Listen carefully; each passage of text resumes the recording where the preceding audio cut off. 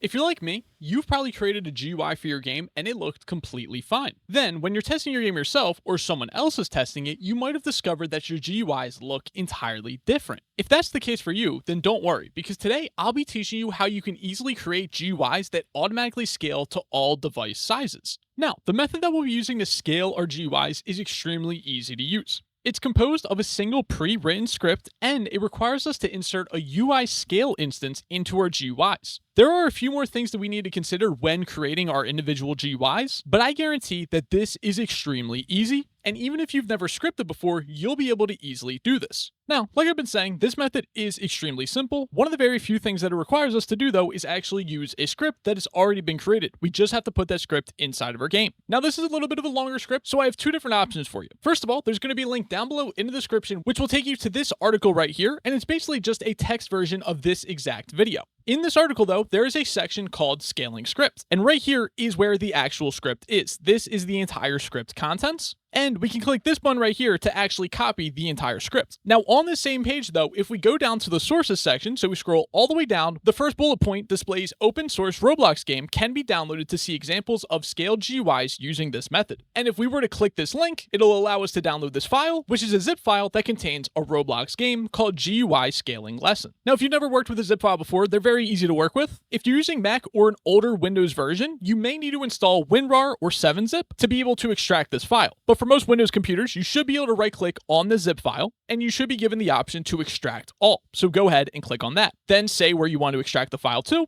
and then you should just see a folder created. And if we go inside of that folder, we should see this Roblox game right here. Let's go ahead and open this up inside of Roblox Studio. And once we've opened the game inside of Roblox Studio, your studio should look pretty similar to mine. So you should see a GUI being displayed that has a rebirth and an inventory button. Now, going back to the script that I mentioned originally, we're going to refer to that script as our scaling script. And that should be stored inside of the starter player, and more specifically inside of the starter player scripts. So we see that we have a local script right here called UI Scaler. And if we look inside of here, we should see a local script with about 101 lines. And again, all of this script's contents is on that webpage that I linked down below in the description. Now, it's really important that you include all of the contents of that script inside of a local script, and that local script should be stored inside of the starter player scripts. The reason for this is because we're going to be using UI scale instances whenever we create our GUIs. So this script is going to modify the UI scale instances that we include inside of our GUIs to resize them on different devices. Now, along with that script, we also have a couple of other screen GUIs included in this as well. We have buttons, which is currently displayed to us. We also have a pet inventory and a rebirth GUI as well. So I created a couple of different GUIs, and I even scripted them a tiny bit as well. So after this video is finished, feel free to explore the entire project. It's a pretty simple project, but it does give you some insight into how I would actually script certain aspects of different GUIs. And you can even look at the individual GUIs themselves to see how I constructed them and all of their specific properties. But before we get on with the next step, we have a quick word from our sponsor, MonzterDev, and my Patreon. I've just released my first icon pack, which includes over 40 unique icons, and a GUI pack, which contains over 15 unique GUIs that you can use for all different genres of games. When you become a member, you also gain access to games, models, scripts, and much, much more. So join today to support a small creator and gain access to loads of helpful resources for making your next game. You can join by using our website, MonzterDev, or Patreon. And of course, there's a link down below in the description to both of these. And with that being said, let's get back into the video. Now, before we start creating a GUI, one thing that we want to make sure of is that our studio screen resolution is at least emulated to the exact same size. And the reason that we're doing that is because when we create GUIs, we want to make them all at the exact same resolution. So in order to do this, we're going to go to the Test tab,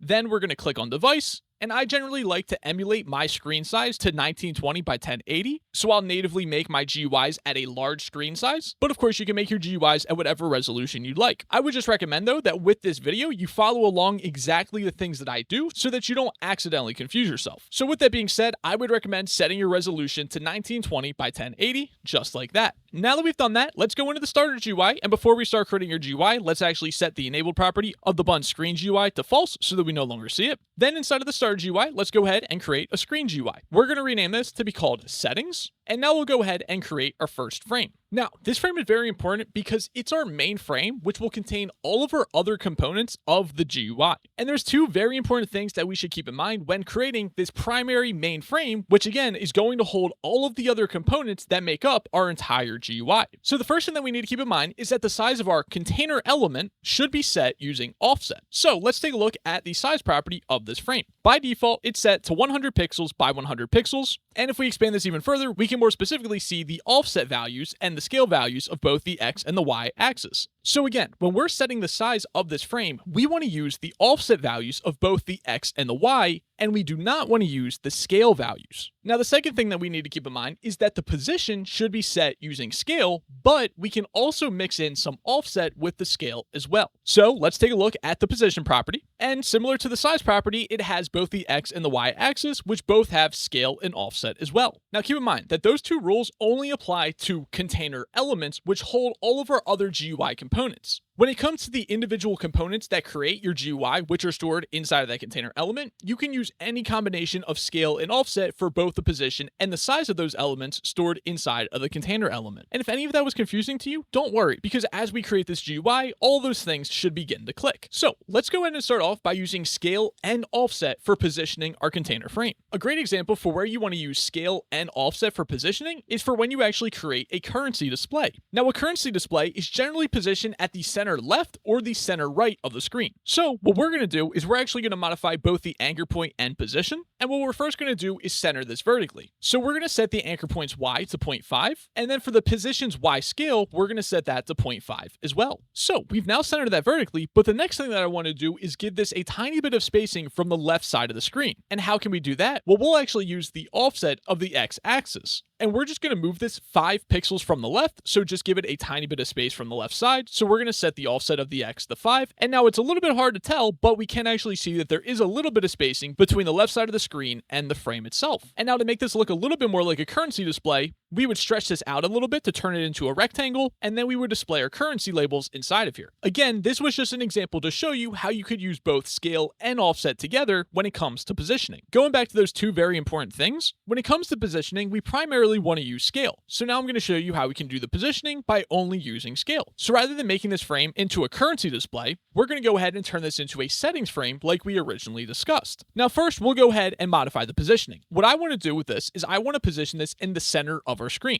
So for the anchor point, I'm going to set that to 0.5 on both the X and the Y. And then for the scale of both the X and the Y axis of the position, I'm going to set those to 0.5 as well. Now we also want to set the X's offset back to 0 from 5. And now we can see that this is positioned perfectly in the center of our screen. Let's go ahead and resize this a little bit to make it more of a frame that looks like it would be used for settings. So again, when it comes to the size of this container frame, we want to use offset. So I'm going to set the X offset to 500 and I'm going to set the Y offset to about 550. And now we see that we have a tall white rectangle. And now we're pretty much done with creating this frame. So let's start working on creating the inner elements. When it comes to the inner elements, we're able to use any combination of scale and offset for both the position and size. So let's start off by creating a basic title for the settings GUI. So inside of the frame, we want to go ahead and create a text label. We're going to rename this to be called title, and I'll update the text of this first as well to say something like settings. Now, for the position of this title, I want to center it horizontally. And the simplest way to center it horizontally would be to set the X of the anchor point to 0.5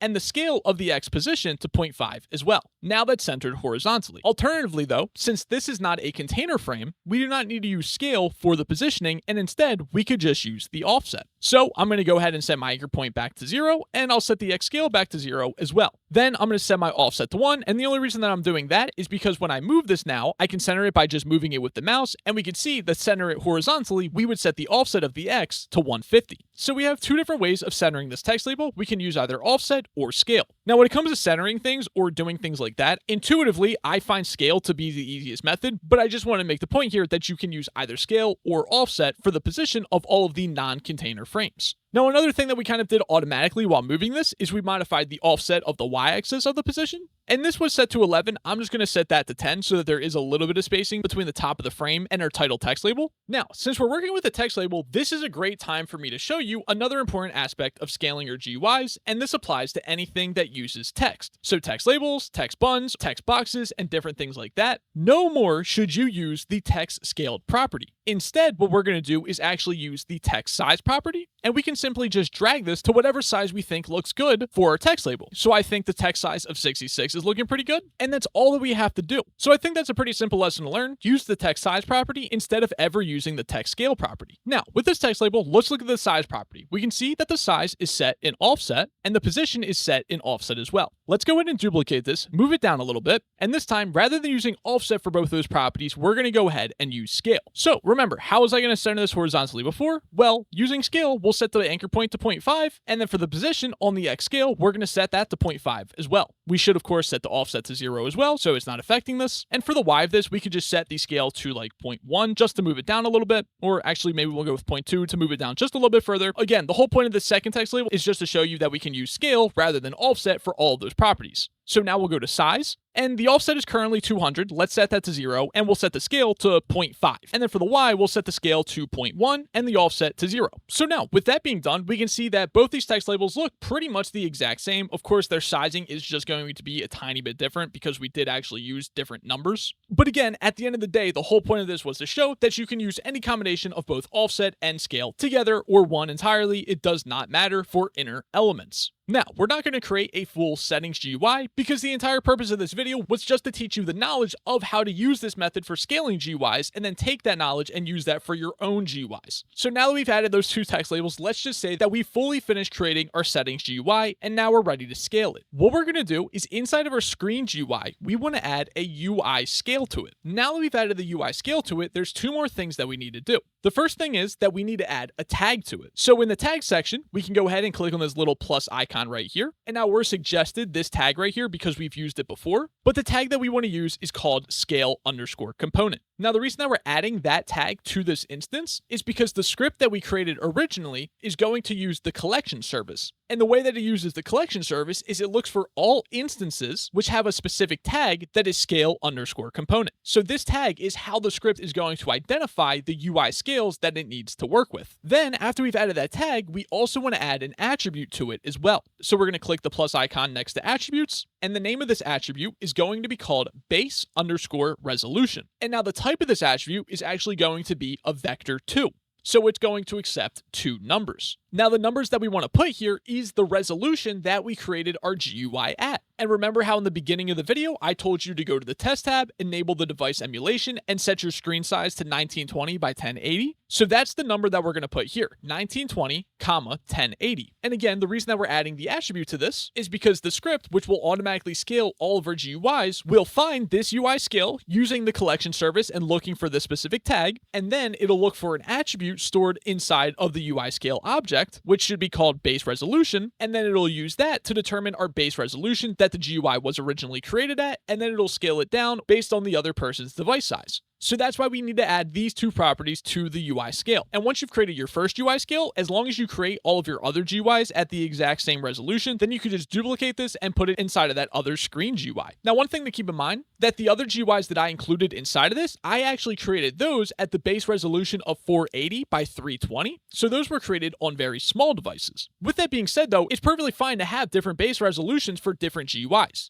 There's no issue with that. I just wanted to give you an example of when I created this at 1920 by 1080 versus when I created the Rebirth GUI, which I was actually emulating the iPhone 4S, which has a resolution of 480 by 320. Now, depending on what your screen size looks like in Roblox Studio, and depending on the resolution that you created the GUI at, when you exit the device emulation or you actually change the screen size, the GUI can look massively different. But if we were to go ahead and start up our game, once we get into our game, we should see that the GUI looks exactly how we originally created it. So it's no longer taking up my entire screen at the 480 by 320 resolution because it was originally created at 1920 by 1080. Ladies and gentlemen, with that being said, that's going to be it for this video. If this method works for you, please let others know by leaving a comment down below and hitting the like button. And finally, if you want to support me and get access to a ton of resources for your next Roblox game, feel free to visit MonzterDev or my Patreon, link down below in the description.